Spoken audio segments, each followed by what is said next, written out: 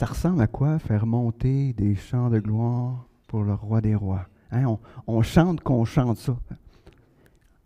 Mais est-ce qu'on le fait? Est-ce qu'on le fait juste le dimanche matin? Hein, on a l'opportunité de faire monter des chants de gloire pour notre roi des rois.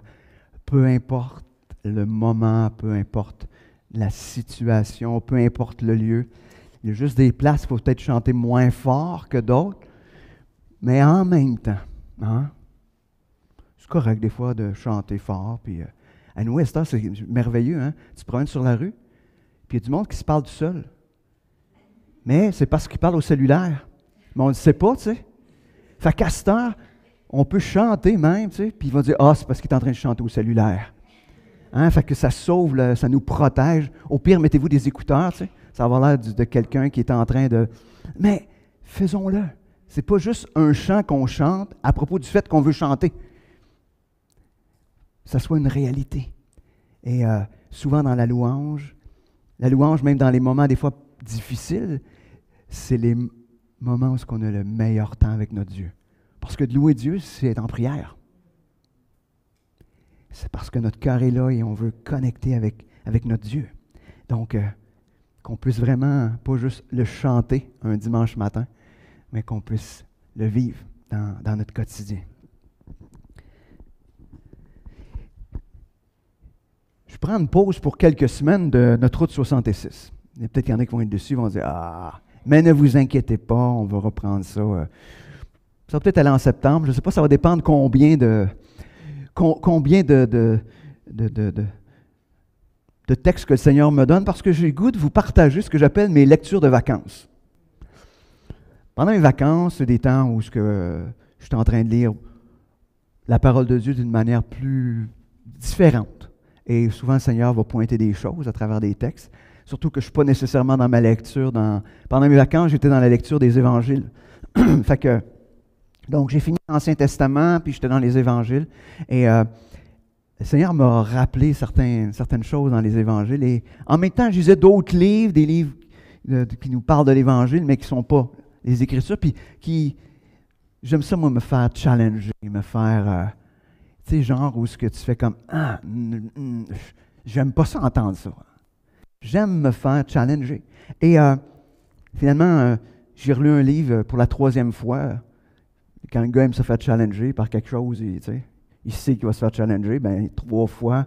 Puis pour l'instant, je le relirai encore. Mais ça m'a pointé vers quelque chose ce matin que j'avais le goût de vous partager ensemble, hein, qu'on puisse regarder ça ensemble. L'affirmation que ce livre sortait, c'est « Nous sommes tous des incroyants ». C'est l'affirmation que le texte disait. Nous sommes tous des incroyants. Alors, on fait tout... Tu dis ça dans une église. C'est un livre qui s'adresse aux chrétiens en plus. Nous sommes tous des incroyants. Et plus tu lis, plus tu dis « Je suis un incroyant ». J'aurais pu arriver ce matin en vous disant « Je vais vous affirmer quelque chose ce matin, je suis un incroyant. » Pas dire que je ne suis pas venu à Christ, que je ne suis pas venu à l'Évangile, que je ne crois pas à cet Évangile-là. Mais chacun d'entre nous, inévitablement, il y a des sphères de notre vie, des moments de notre vie, où nous sommes des incroyants. D'ailleurs, j'espère pas faire un petit aparté sur Galates, mais dans le livre, quand Paul s'adresse aux Galates, il leur dit « Je m'étonne que vous vous détourniez si facilement de l'Évangile que vous avez reçu. » Donc, Paul était en train de dire aux Galates « Vous êtes des incroyants par rapport à certains aspects de votre vie. » Et ce matin, je sais que d'entendre ça, des fois, ça nous challenge. Mais est-ce qu'on est capable de voir? J'aimerais ça qu'on se mette dans ce mode-là dans notre tête, en train de dire, y a-t-il des zones dans ma vie où je suis un incroyant? Et je réalise, et je le mets tout de suite la table là-dessus, mais je suis convaincu qu'on a besoin de l'Église des fois pour nous pointer nos incroyances. Savez-vous pourquoi? Parce que quand on voit quelqu'un dans l'Église, qu'il se passe quelque chose, puis on est obligé de dire, ben pas là, moi. Tu sais, quand on se dit, je ne suis pas là, on est en train de se dire, ben, là-dedans, je suis un incroyant.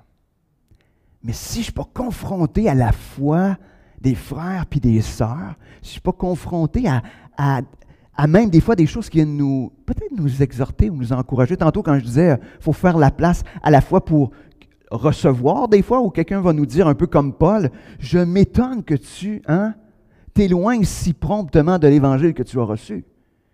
Imaginez Paul qui écrit ça. Imagine si Paul, il serait ici ce matin, peut-être qu'il nous dirait, je m'étonne, Sylvain, que tu t'éloignes si promptement de cet Évangile que tu as reçu. Mais il faut qu'on ait cette place-là où les frères, les sœurs peuvent nous le dire. Peut-être pas de même, hein? Je ne sais pas si quelqu'un s'approche de moi et me dit « Je m'étonne que tu t'éloignes ». Peut-être que je n'aimerais pas ça. Mais est-ce que cet espace où on peut se le dire, puis cet espace où on peut être prêt juste à l'entendre? Parce que je crois que inévitablement, on a toutes des sphères. S'il y a quelqu'un ce matin qui me dit « Ah non, moi, il n'y a pas de sphère où je suis un incroyant », je vais vous dire « Je ne vous crois pas ».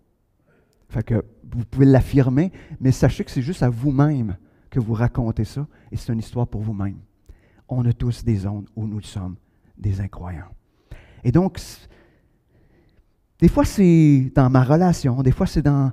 Tu sais, des fois on prie, tu sais, la preuve, on prie pour des aspects, puis quand que ça arrive, on fait comme « Ah! » Fait qu'on priait, mais on n'y croyait pas pantoute. Mais au moins, on y croyait quand même un peu parce qu'on priait. Mais c'était plus une prière d'espérance que j'appelle. On espère qu'il va se passer quelque chose. Puis quand ça arrive, on est étonné. Dans les faits, quand ça arrive, on devrait juste dire « Merci Seigneur, je savais. Je savais que tu répondrais. » Des fois, on lutte face à des choses dans nos vies, face à un péché, puis on ne vient pas à bout. Et à ce moment-là, on finit par dire, moi vivre avec. Ça doit être mon écharpe dans ma chair. Mais où on abandonne. Et on devient un incroyant dans cette sphère-là dans notre vie. Et est-ce que mes pensées, est-ce que mes actions, qu'est-ce qu'ils révèlent plutôt, mes pensées, mes actions, qu'est-ce qu'ils révèlent à propos de ce que je crois de Dieu? Si là, je regarderais le film de ma journée d'hier. Juste ça. Ben, je ne vous la projette pas, je la regarde moi-même. Si on ferait ça, puis qu'est-ce que ça dit à propos de ce que je crois? À propos de Dieu. Est-ce que ça démontre que je suis un croyant dans toutes les sphères de ma journée d'hier ou je suis un incroyant? Mais en même temps, ce matin, je ne veux pas qu'on soit là et qu'on se dise « Ah, wow, c'est très décourageant. » Et non, Jésus est mort pour ça. Et Jésus veut nous rendre de plus en plus croyants dans tous les domaines de notre vie. Un jour, on est venu à lui et lui va parfaire pour nous transformer, pour nous rendre de plus en plus semblables à lui. Et c'est Jésus qui fait cette œuvre-là en nous. Et il fait à travers sa parole, il fait à travers l'assemblée, il fait à travers toutes sortes de circonstances pour nous rendre de plus en plus croyants ou semblables à son Fils. Et je vous dirais, la vie de disciple, c'est ça. C'est donc de passer d'une vie d'incroyant à une vie de plus en plus croyant. Et on est tous un peu des incroyants, comme je disais tantôt. Imaginez, on se rend compte, là. On a toutes nos zones d'incroyance, pas les mêmes. Amen. Et c'est pour ça qu'on se rend compte, mais on est tous, et ensemble, on a le goût, on a le désir qu'au bout de la course, on soit des croyants. Vous m'avez compris, quand je parle de croyants, on est tous des croyants, si on a accepté Christ, comme ce sauveur et Seigneur de nos vies. Mais il y a des zones d'incroyance dans nos vies. Et dans ma lecture, ça m'a emmené à dans un texte dans l'Évangile où on voit un disciple de Jésus qui va passer au cours de sa vie d'un incroyant, du moins dans certains domaines de sa vie, à un croyant, à force de côtoyer Jésus, mais aussi à force d'être confronté par la vérité de l'Évangile que Jésus lui présente. Donc, comme je vous disais, on va laisser pour quelques semaines la route 66, mais sachez que j'aimerais qu'on s'arrête. Probablement qu'on va être beaucoup dans les évangiles dans les prochaines semaines, mais justement où on va regarder comment Jésus nous présente ou comment Jésus vient nous transformer afin qu'on puisse vivre l'Évangile. Donc, avant d'entrer dans le texte ce matin, on va se tourner vers notre grand Dieu. Seigneur, ce matin, on est obligé de reconnaître que nous sommes des incroyants dans certains domaines de nos vies. Et Seigneur, ce matin, on veut s'approcher de toi bien humblement, avec un cœur repentant. Seigneur, viens nous transformer.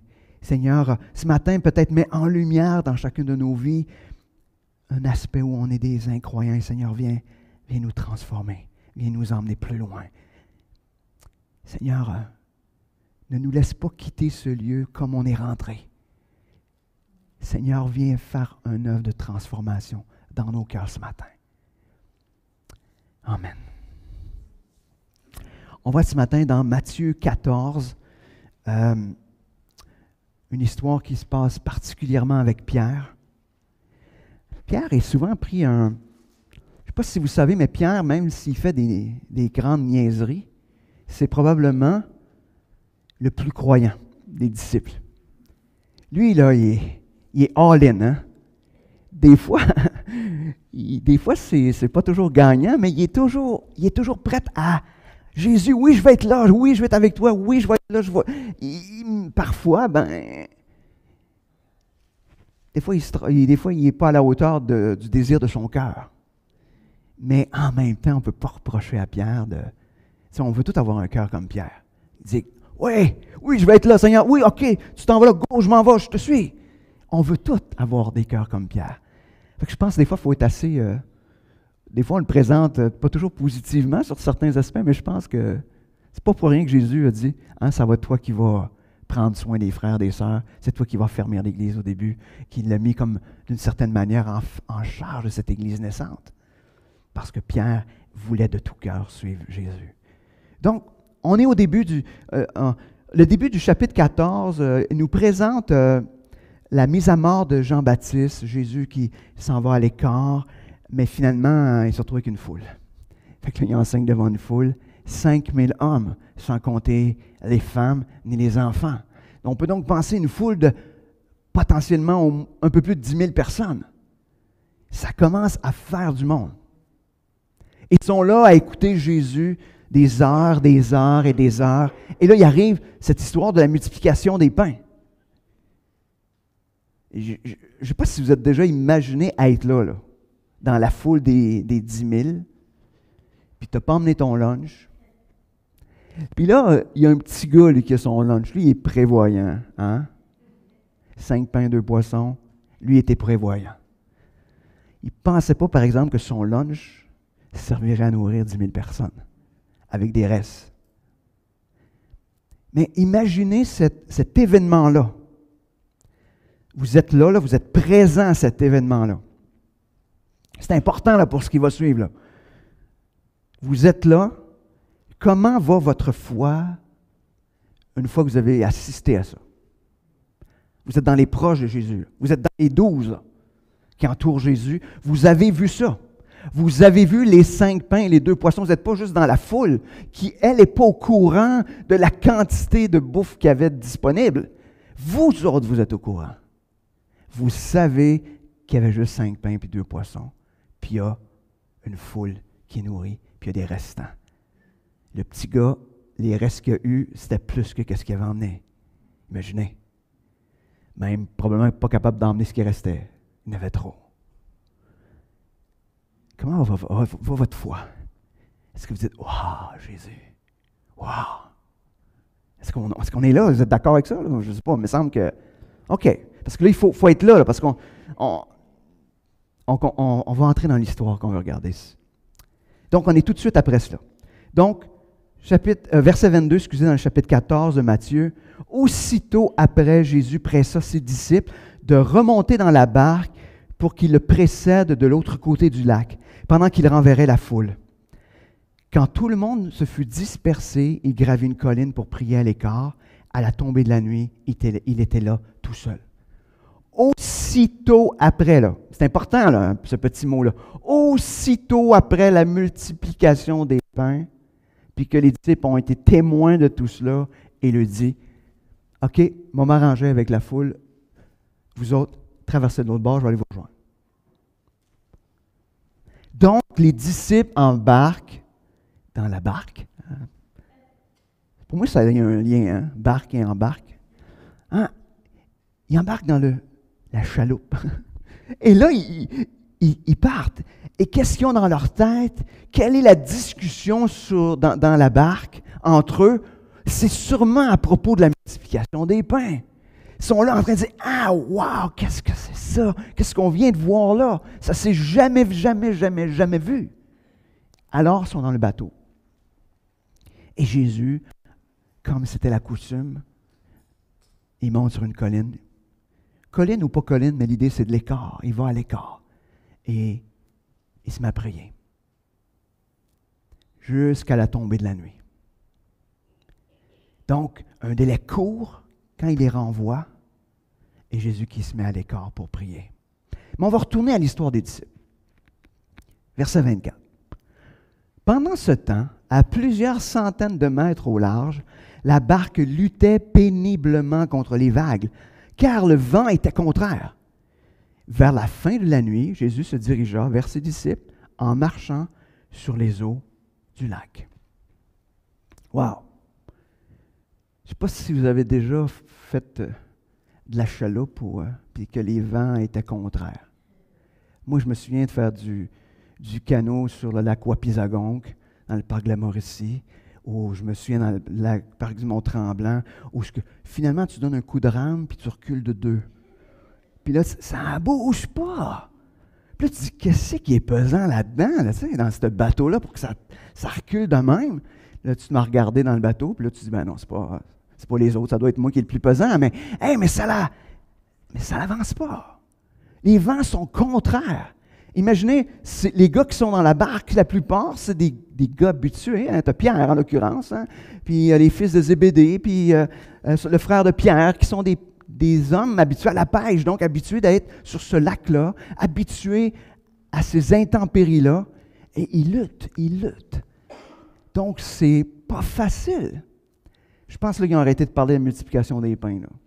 Je pense qu'ils étaient consacrés leur énergie sur ramer. Alors, ils sont là. Donc, ils sont partis. Donc, toute la soirée, puis toute la nuit. Parce que là, on est à la fin, là, vers la fin de la nuit, parce que ça nous dit dans certaines versions, vers la 4e veille. Donc, on est vraiment dans les dernières heures de la nuit. Le soleil va pointer, là. On est vraiment sur le bord. Et là, on est pas mal, on a fait pas mal notre mise en situation de ce qui en était. Donc, mais ça veut dire que ces hommes-là étaient en train de ramer depuis des heures et des heures et des heures et des heures. Et ils étaient à quelques centaines. C'est ça que ça nous dit, hein? À plusieurs centaines. Je ne sais pas si c'est à partir de combien, plusieurs. Quelques, c'est 2, donc au moins à partir de 5. Hein? Mais on peut présumer qu'ils étaient peut-être rendus à peu près à la moitié du lac. Imaginez, tu ne vois pas le bout d'arriver au bout. On va continuer. Donc, Jésus se dirige vers ses disciples en marchant sur les eaux du lac. En passant, il n'y a aucun autre récit dans les Écritures de quelqu'un qui marche sur les eaux à part Jésus. C'est comme assez exceptionnel, c'est pas courant, c'est vraiment particulier. Mais Jésus, malgré tout ce vent, ces vagues, lui, il marche sur les eaux. On n'a pas de doute à croire ça. Est-ce qu'on a un doute là-dessus? Quelqu'un doute là-dessus? Bien, c'est écrit. C'est écrit. Donc, on continue, verset 26. Quand ils le virent marcher sur l'eau, ils furent pris de panique. C'est un fantôme, dirent-ils. Et ils se mirent à pousser des cris de frayeur. Mais Jésus leur parla aussitôt. Rassurez-vous, leur dit-il, c'est moi. N'ayez pas peur. Le pourquoi je vous ai dit qu'on n'avait jamais vu ça, quelqu'un marcher sur les eaux, c'est aussi pour que vous compreniez que n'importe qui ici, on aurait vu quelqu'un arriver, Jésus marcher sur les eaux, peu importe qui, c'est quelque chose d'impossible. Ça n'arrive pas là. Ça n'existe pas, marcher sur les eaux. Oui, il y a des prestidigitateurs qui font semblant qu'ils marchent sur les eaux, mais il y a tout un setup qui est là. Hein, ça nous donne l'impression. Mais la réalité, c'est pas ça. Jésus, c'est pas un magicien. Là, hein. En plus, on est au milieu du lac. Là, c'est plus dur de faire un tour de magie au milieu d'un lac. Mais là, il est là et il avance. Et ils sont pris de panique, ils ont peur. Nous aurions tous eu peur de la même manière. Imaginez, ils sont concentrés sur ramer, puis là, c'est un fantôme. C'est-tu un fantôme dans le sens, tu sais, pour eux autres, un fantôme, c'est pas parce que, c'est pas dans la même terminologie que nous autres, mais c'est plus, est-ce que nous sommes tous en train d'halluciner, puis tout le monde ensemble, on voit la même chose. On voit Jésus qui marche sur l'eau. Est-ce que nous sommes en train tous d'halluciner? C'est un peu ça leur questionnement. Donc, qu'est-ce que Jésus fait? Ce qu'il fait toujours au milieu de la tempête. Il les rassure. C'est moi. Il n'est pas peur, c'est moi. Je suis là. C'est moi. Jésus se présente comme celui au milieu de la tempête qui rassure. Ça, c'est vrai, pas juste pour les disciples, mais c'est vrai pour chacun d'entre nous. Jésus se présente toujours au milieu de la tempête. Puis des fois, on est là en train de douter, comme les disciples, qui disent « C'est un fantôme, c'est une vision, c'est... » Non, Jésus dit « C'est moi. » Jésus est là au milieu de la tempête. Est-ce qu'on le croit? On a besoin de ce Jésus au milieu des tempêtes. Pas juste au milieu des tempêtes, mais on en a besoin. Parce qu'il y en a des tempêtes. Il y en a tout le temps des tempêtes. Des petites, des grosses. Les disciples n'étaient pas en train de penser qu'ils étaient pour mourir. Là. Donc, il y a eu des tempêtes où ils pensaient qu'ils étaient pour mourir. Mais pas là. Donc, ça brasse, mais... Donc, une tempête moins grande qu'à d'autres moments, mais on a besoin de Jésus qui vient prendre soin, qui vient les rassurer. Et là, on va rentrer dans le cœur de ce que je veux qu'on regarde ce matin. Et la question, c'est, Pierre, crois-tu vraiment? Qu'est-ce que tu crois vraiment à propos de moi? C'est ce que Jésus t'en va dire. Pierre était-il un croyant ou un incroyant? Là, je ne parle pas de son salut, là, je ne parle pas de ça, mais était-il un croyant ou un incroyant? On va regarder, l'histoire n'est pas si simple. On va regarder la suite, verset 28. Alors Pierre lui dit, « Si c'est bien toi, Seigneur, ordonne-moi de venir te rejoindre sur l'eau. » Est-ce qu'il est en train de douter que c'est Jésus? Pas du tout. Parce que la suite nous montre que s'il avait douté, c'est quand même pas un innocent, là, Pierre. C'est un gars qui va à la pêche, là. La tempête, ben oui, c'est un fantôme, c'est pas vraiment lui, mais je vais marcher ses eaux. Non, quand même. Pierre était sensé, c'est un homme sensé. C'est un homme peut-être impulsif par moment, mais il est sensé. Il est juste en train de dire, Jésus, je veux tellement être proche de toi, là. Je veux que tu me demandes, c'est même intéressant, hein, pour un impulsif. Il ne dit pas, go, je m'en vais, j'en viens. Attrape-moi, je m'arrive. Non. Il dit, ordonne-moi de venir te rejoindre sur l'eau. Donc, Pierre avait une certaine foi. Personne n'a marché sur les eaux avant à part Jésus. C'est pas courant, là. Tu sais, à l'époque de Jésus, le monde promenait pas à traverser le lac à pied. Hein? C'était pas courant. Là. Donc, Pierre est là en train de dire, Jésus, je vais être proche de toi, permets que je traverse ou que j'aille jusqu'à toi sur les eaux. Ça nous montre donc davantage l'empressement de Pierre d'aller auprès de Jésus. Lui, il ne veut pas attendre que Jésus vienne à lui. Lui, il veut aller à Jésus. Est-ce que nos cœurs sont les mêmes? En tout cas, moi, juste ce petit bout de l'histoire-là, si on arrête là, je disais, hey, Seigneur, j'aimerais ça être comme ça. Au milieu que ça brasse tout autour, moi, je ne veux pas attendre que tu arrives, moi, je veux me rendre. Je veux aller à toi.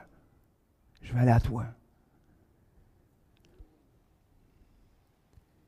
C'est intéressant, comme je vous disais, il ne bouge pas, il attend que Jésus l'invite.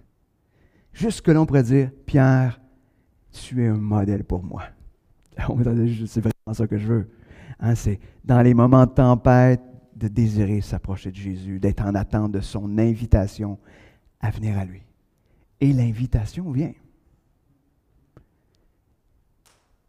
Verset 29. Viens, lui dit Jésus. Viens.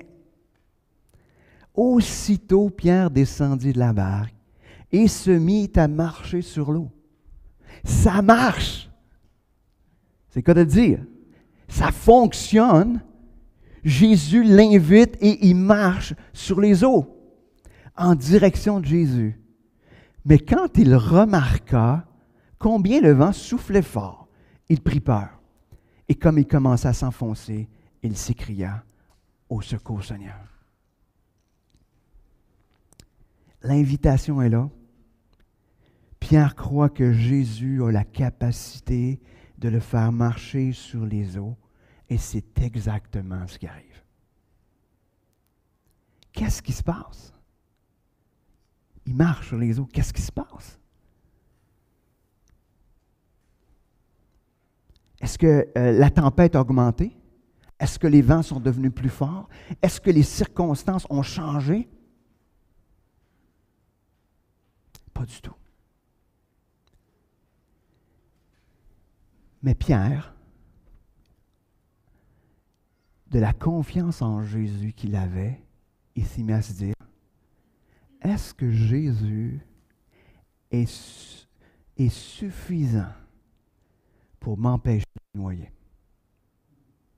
Est-ce que Jésus est suffisant pour, face à toute cette tempête-là? Est-ce que Jésus est suffisant? Il passe de la foi à la raison. Il croit que Jésus est capable, puis tout à coup, la raison lui démontre le contraire. Tout est en place. La force du vent, la loi de la gravité, ses expériences passées, l'impossibilité de ce qui est en train d'arriver. Puis cette réalité que si ça continue dans les prochaines secondes, je vais me noyer.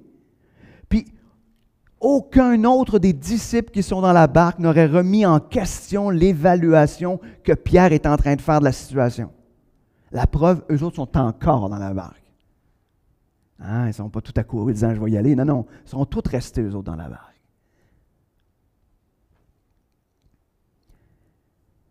Par contre, ce qui est intéressant dans le texte, la foi de Pierre est quand même suffisante pour qu'il dise « viens à mon secours, viens me sauver, viens me sauver ». J'aime cet aspect-là de croyant et d'incroyant mélangés dans sa façon de réagir. C'est-à-dire, assez de foi pour demander à Jésus de le faire venir, de le faire marcher, mais manque de foi dans l'aspect de est-ce que c'est suffisant, mais en même temps, assez de foi pour croire que Jésus va le sauver. Imaginez, Pierre, il n'a pas standard que ça, il a vu la multiplication des pains. Il connaît la puissance de Jésus. Il sait qu'il était capable d'aller au-delà de la nature, au-delà de ce qui est faisable, au-delà de ce qui est pensable. Quand Jésus nous interpelle, est-ce qu'on est comme Pierre? Quand Jésus dit « viens marcher sur des eaux », ah, mais ça ne nous arrivera jamais. Hein? Moi, je ne fais pas ça de bateau. Moi, c'est le contraire. Je suis sur l'eau, j'aime ça être sur l'eau. Mais est-ce qu'on peut dire « non, ça ne m'arrivera pas ». Mais ce n'est pas ça. Quand Jésus m'appelle à prier pour ma famille, puis que là, je prie, mais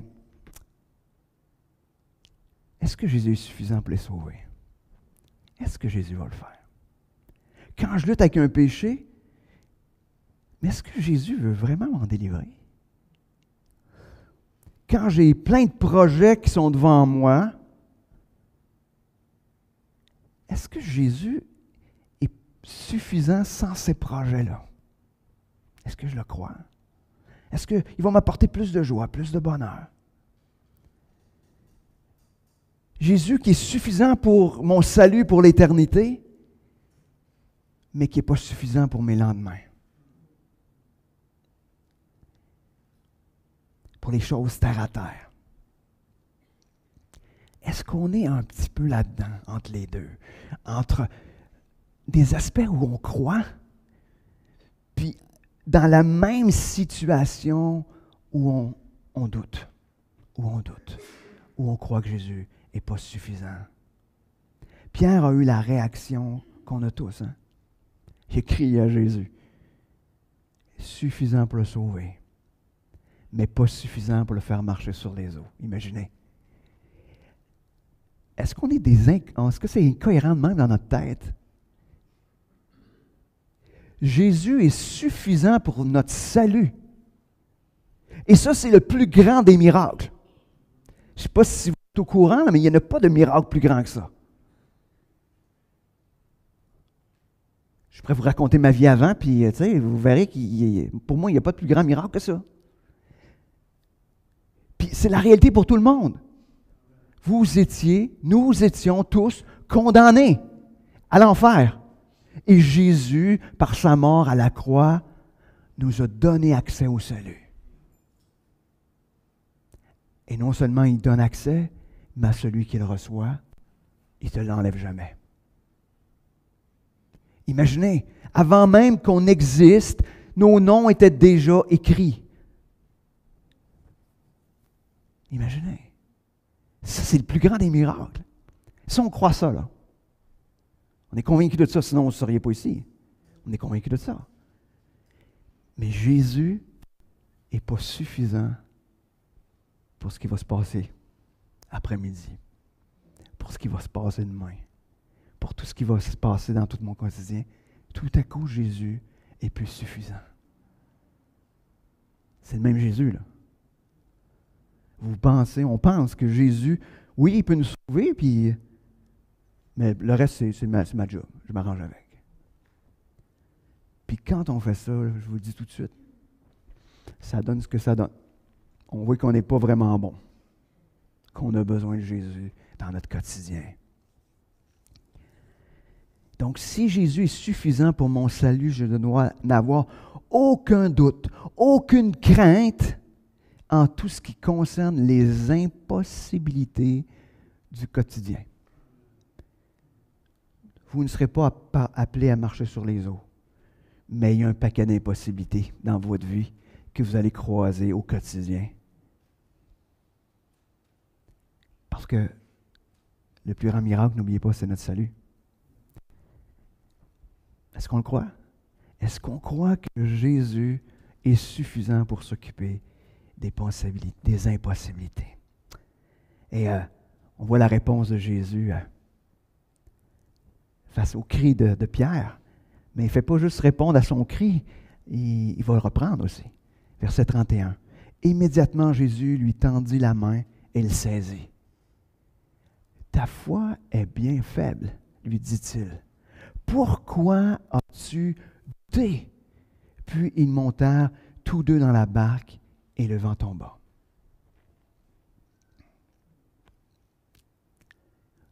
Jésus ne laisse pas Pierre dans son trouble.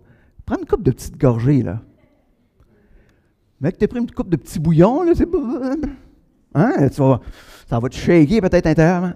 Pas en tout. Jésus saisit Pierre. Il saisit. Puis, mais il ne fait pas juste le saisir. Il veut emmener Pierre ailleurs. Et il lui pose la question, ta foi est bien faite, mais pourquoi as-tu douté? Et Jésus, il nous pose la même question un matin. Face à tout ce qui est dans notre quotidien. Pourquoi as-tu douté? Pourquoi tu doutes? Pourquoi tu doutes? Je ne connais pas vos histoires. On a toutes quelque chose dans notre histoire où Jésus pourrait dire, pourquoi tu doutes? Pourquoi? Pourquoi? Jésus veut nous faire passer d'incroyants dans certains domaines de nos vies à des croyants. Puis, quand Jésus me pose la question, pourquoi tu doutes, Sylvain? Pourquoi tu doutes que je sois suffisant? Ma réponse ressemble presque toujours à la même chose. Parce que je ne crois pas que tu peux t'occuper de cette situation précise dans ma vie. Parce que je pense que je dois m'en occuper. Parce que je pense que tu ne m'aimes pas suffisamment pour t'occuper de cette situation-là. J'ai besoin, on a besoin de connaître de mieux en mieux ce Jésus. Et pas juste le savoir, mais le comprendre, le réaliser dans nos vies. Comme on l'a vu la semaine dernière avec notre frère Richard, de comprendre la grandeur de l'amour de Dieu pour nous. Dans toutes nos zones d'incroyance, Dieu nous conduit là. On a des moments de barque. Il nous amène à soupirer après une plus grande connaissance de lui. Et c'est ce qui se passe, c'est ce qui se produit. C'est intéressant parce que quand on continue, on voit cet aspect de passer d'incroyant à une plus grande connaissance de Dieu. On voit au verset 33. Les hommes qui se trouvaient dans l'embarcation se prosternèrent devant lui en disant, « Tu es vraiment le Fils de Dieu. »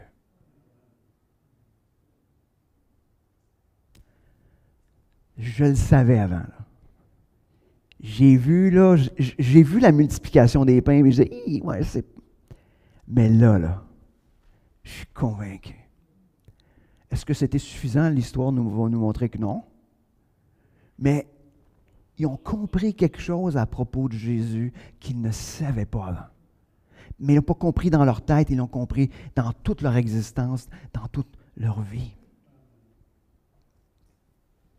Ils passent donc d'incroyants à un peu plus croyants. Pourquoi? Parce qu'ils comprennent un petit peu plus la grandeur de Dieu. Ils l'avaient compris à travers la multiplication des pains, et là, ils comprennent à travers ce qu'on a vu arriver avec Pierre. C'est le fun, hein, quand ça arrive à la vie de quelqu'un d'autre. On peut juste bénéficier. Mais pour ça, il faut être ensemble. Parce que je ne sais pas moi ce qui arrive dans ta vie si je ne suis pas avec toi, si on ne se jase pas, puis on ne se le raconte pas. Tu sais. Mais là, les disciples sont là, ils l'ont arrivé dans la vie de Pierre, ils étaient contents que ça arrive à Pierre, pas à eux autres peut-être. Mais ils ont compris de quoi Dieu s'est révélé d'une manière toute particulière.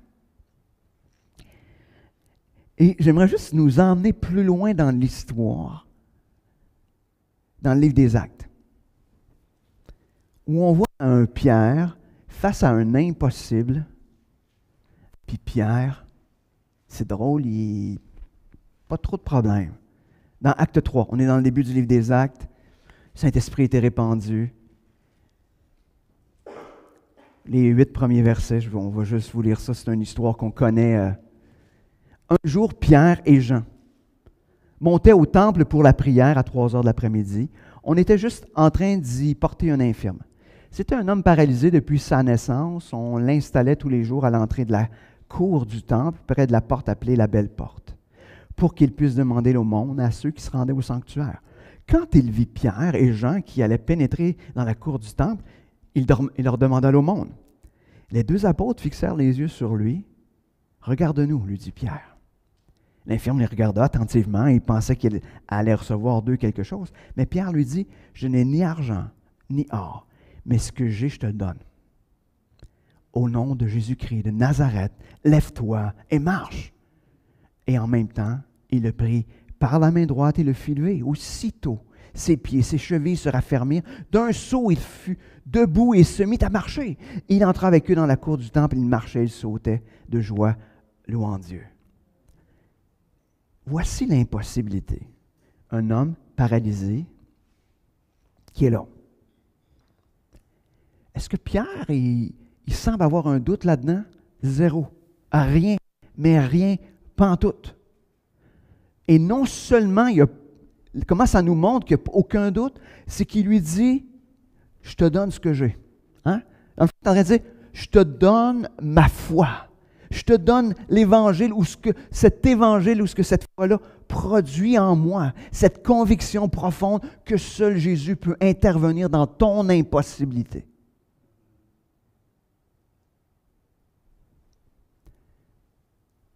Il lui dit, je te le donne, lève-toi. Mais il ne fait pas juste ça, là. Il prend la main. Il dit, je le crois vraiment. Si toi tu doutes, moi je ne doute pas. Pierre ne doute pas aucunement de cette situation-là. Il ne doute pas que cet homme-là va marcher. Il prend par la main, puis il lève. Ou il vient à se lever. Moi, j'ai l'impression que Pierre, il l'a levé. Hein? Mais il marchait. Pourquoi? Parce que Pierre avait cette foi profonde que Jésus est le Dieu de l'impossible.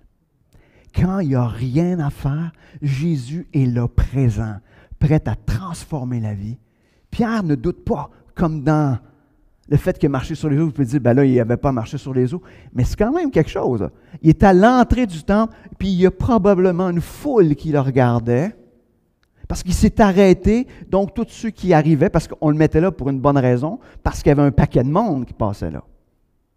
Donc, la foule est là, et lui, sans aucun doute, sans aucune crainte, il croit que Jésus est le Dieu de l'impossible. Une foi inébranlable. Pourquoi? Parce que Pierre est passé d'un incroyant face aux impossibilités à un croyant face aux impossibilités du quotidien. Et ça, c'est Jésus qui l'a produit en lui. Donc, il est passé d'un incroyant repentant auquel Jésus, dans sa grâce, s'est révélé de plus en plus profondément. Est-ce que nous, on veut ce matin cette foi inébranlable? Est-ce qu'on veut cela? Ça doit commencer ce matin par une reconnaissance qu'on est des incroyants dans certains domaines de notre vie.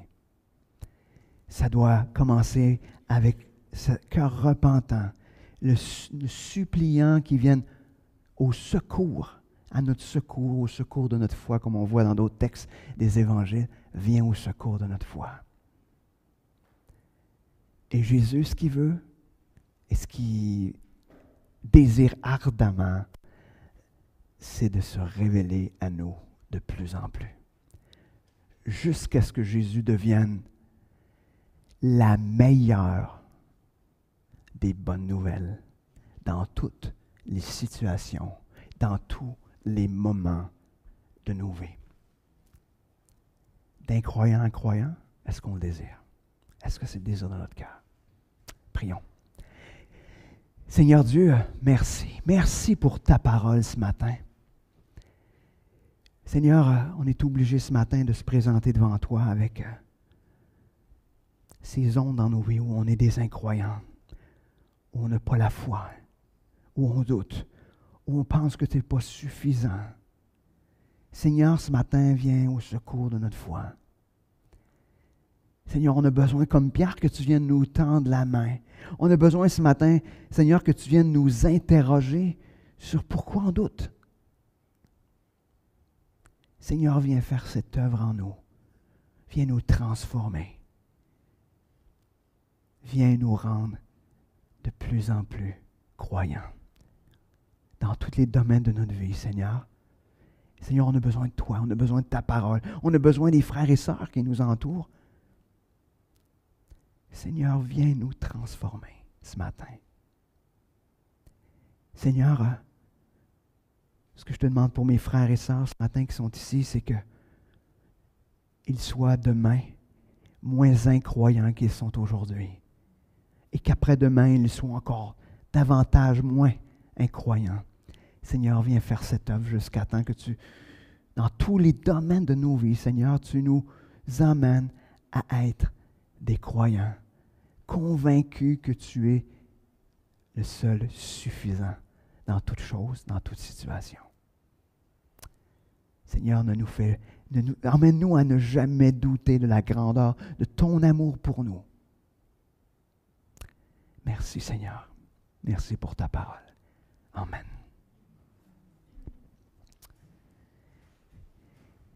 Donc, souhaitez une bonne semaine à tous ceux qui nous suivent en ligne ce matin et qui sont là. Peut-être juste rajouter une petite annonce ou deux qui m'est venue au mois de septembre, vers la mi-septembre. On va faire un cours de membres. Fait que donc, s'il y en a qui sont intéressés, vous pouvez donner votre nom, probablement vers la mi-septembre. Donc, on va faire ça et même, j'encouragerais même ceux qui sont déjà membres, mais qui disent, oh, je pense que j'ai besoin d'un refresh. Je pense que mon membership est un petit peu douteux, je ne sais pas, hein, on se connaît. Ben, vous pouvez venir pareil. Fait que je vous invite que vous puissiez être présents. Fait que on va faire ça probablement un dimanche après-midi. On aura un bon temps ensemble. Fait que, donc, bonne semaine à ceux qui nous suivent, comme je dis, en ligne, et que le Seigneur fasse son œuvre en vous pour vous rendre de plus en plus croyants.